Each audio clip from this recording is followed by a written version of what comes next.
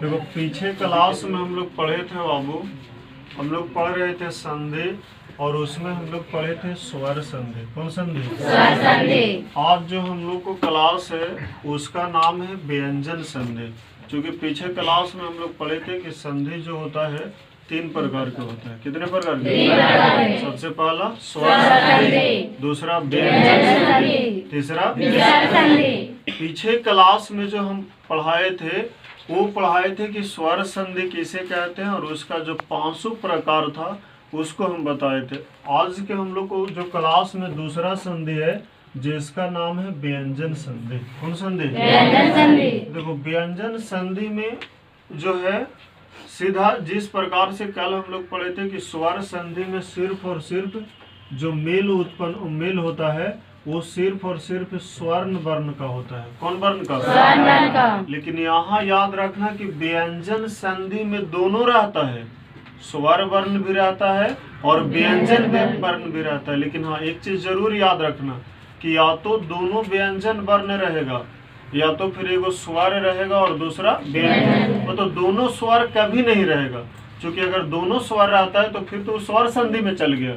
कौन संधि में? स्वर संधि में। या तो दोनों व्यंजन वर्ण रहेगा और नहीं तो फिर एगो व्यंजन वर्ण जरूर रहेगा। और जब वो आपस में मिलता है तो उसमें जो विकार उत्पन्न होता है, विकार मतलब परिवर्तन, विकार मतलब परिवर्तन। तो जो विकार उत्पन्न होता है उसको हम लोग व्यंजन संधि कहते हैं। कौन संधि? व्यंजन संधि। यहाँ पे हम डिफिनेशन नहीं लिखे हैं। डिफिनेशन इसलिए नहीं लिखे हैं कि चाहे जो भी एग्जाम हो, 10th का हो, 12th का हो या और अदर एग्जाम जिसमें हिंदी व्याकरण आता है, खास करके जैसे बिहार पुलिस हो गया या तो फिर जो टेट वाला एग्जाम सीटेट वगैरह हो गया, जिसमें भी हिंदी व्याकरण आता है उसमें ये तुमको नहीं पूछेगा कि व्यंजन संधि हम किसे कहते हैं। उसको सिर्फ और सिर्फ जो है इसको संधि करने के लिए देगा, तो उसके लिए इसका डिफिनेशन की जरूरत नहीं है। और अगर बात आती है डिफिनेशन का तो बोल भी सकता है कि वैसा संधि जिसमें व्यंजन वर्ण तथा स्वर्ण वर्ण को मिलने से व्यंजन वर्ण में जो विकार उत्पन्न होता है उसे ही हम लोग क्या कहते हैं? व्यंजन संधि कहते हैं। क्लियर? तो बस दिमाग में इतना रखो कि व्यंजन संधि में किस वर्ण का मेल होगा? व्यंजन वर्ण का। कौन वर्ण का? व्यंजन वर्ण का। और व्यंजन वर्ण बताया गया है तुम लोगों को कि क ख ये सब व्यंजन वर्ण होता है। अब इसको मेल होने का कुछ रूल है बाबू, टोटल 6 रूल है। 6 रूल को हम बोर्ड पर लिख दिए हैं, उसका एग्जाम्पल भी 1-2 को हम लिख दिए हैं। बारी बारी से 6 रूल को हम लोग समझेंगे, एग्जाम्पल को देखेंगे और इसके बाद हम लोग इस पे HW बनाएंगे। तो देखो सबसे पहला रूल बताता है व्यंजन संधि का कि यदि मान लेते हैं कि क, च, ट, ता और प, मतलब ये जो क वर्ग, इसको का खा के पूरा क्या बोलते हैं? कवर्ग। च छा के क्या बोलते हैं? ट ठा के क्या बोलते हैं? तथा को तवर्ग और पापा को। इसका अगर पहला अक्षर रहेगा, कौन अक्षर? पहला अक्षर रहे और बाद में इसका तीसरा या चतुर्थ वर्ण आए, तीसरा या चतुर्थ वर्ण के मतलब समझ में आ रहा है कि जैसे का तीसरा वर्ण कौन होगा? ग। चौथा वर्ण कौन होगा? घ। च का तीसरा वर्ण कौन होगा? ज। चौथा वर्ण कौन हो गया? झ। तो या तो तीसरा वर्ण आए या तो फिर चौथा वर्ण आए और नहीं तो फिर उसके बाद या तो या आए या रा, ला, वा या कोई भी स्वर आए, तो यह जो है तीसरा वर्ण हो जाता है। कौन वर्ण? तीसरा वर्ण के मतलब हुआ कि अगर का रहेगा तो का तीसरा वर्ण ग हो जाएगा। चा रहेगा तो चा का तीसरा वर्ण जा हो जाएगा और टा रहेगा तो टा का जो तीसरा वर्ण होगा ड हो जाएगा। तो इस प्रकार से एक परिवर्तन होता है और इस प्रकार के संधि को हम लोग कौन संधि कहते हैं? एग्जाम्पल हम लोग देखते हैं। देखो सबसे पहला जो एक एग्जाम्पल लिखे हैं, दिक जोड़ अंबर। दिक जोड़ और इधर क्या लिखे हैं? दिगंबर। क्या लिखे हैं? दिगंबर। तो देखो दिगंबर जब लिखे हैं बाबू आवाज पीछे से नहीं आता है लड़का लोग के। तो जब दिगंबर लिखते हैं तो देखो यहाँ पे दिख का आ रहा है ना, और का के बाद क्या आ रहा है आ, तो ये का आ गया और एक बाद कोई स्वर आया, स्वर के कॉलम है ना, हाँ। तो जब स्वर आया तो ये तीसरा वर्ण में बदल जाता है। तो देखो ये दी जेम के तेम लिखेंगे, अंबर जेम के तेम लिखेंगे, और ये का जो है तीसरा वर्ण में बदल जाएगा, यानी का क्या हो गया, गा हो गया कि नहीं। इसी तरीका से मान लेते हैं कि यहाँ पे चा रहा था तो चा का क्या हो जाता है, जा। उसी तरह से पा रहा था तो पा का क्या हो जाता है, बा। तो समझ में आ रहा है। उसी तरीका से दूसरा एग्जाम्पल हम लिखे हैं, दी के जोड़ भ्रम, दी के जोड़ देखो दी का है कि नहीं, दिख है, और उसके बाद जो है यहाँ पे क्या चीज है, भ्रम, भा है। तो भा कैमा वर्ण है, पा फा बा भ, चौथा वर्ण है ना, यहाँ चौथा वर्ण का कॉलम है ना। तो ये तीसरा वर्ण में यानी का जो बदल जाएगा, इस किस में बदल जाएगा, गा में। किस में, ये फर्स्ट वाला रूल समझ में आ गया। अब इसका हम लोग सेकंड रूल आते हैं बाबू।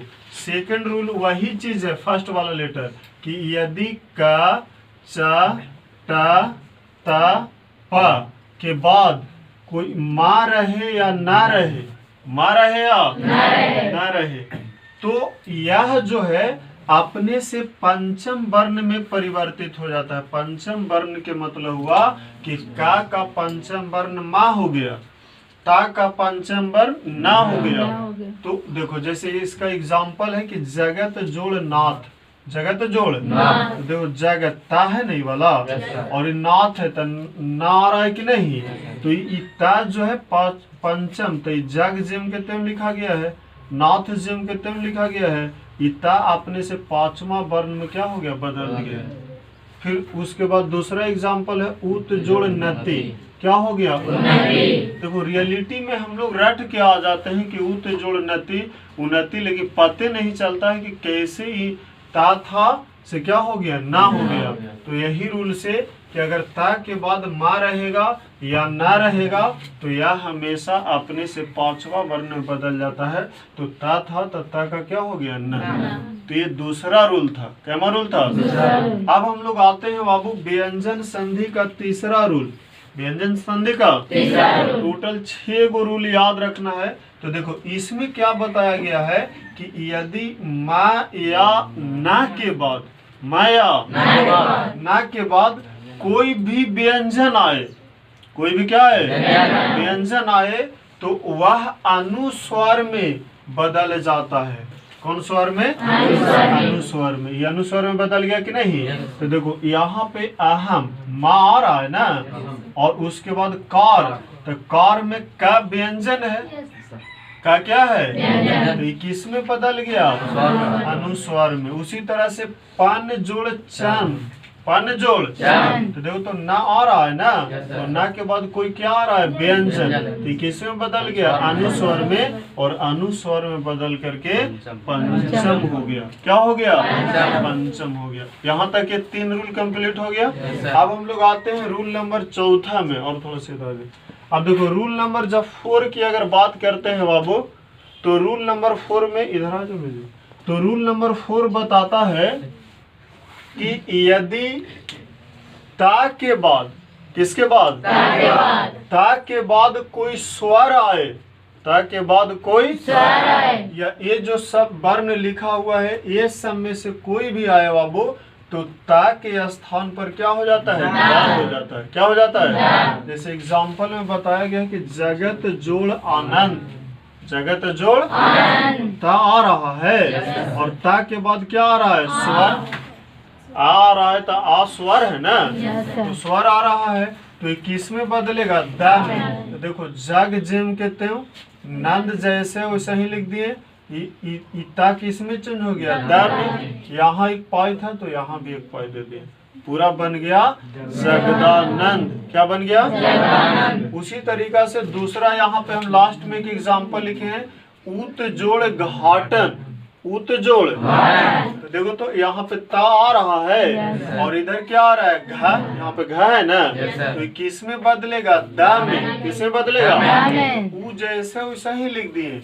इता किस में चेंज हो गया, दा में। और घाटन जेम के तेम लिखे तो पूरा हो गया उद्घाटन। क्या हो गया, उद्घाटन। तो ये रूल नंबर 4 था बाबू, कौन संधि का, व्यंजन संधि का। अब हम लोग आते हैं रूल नंबर 5 में।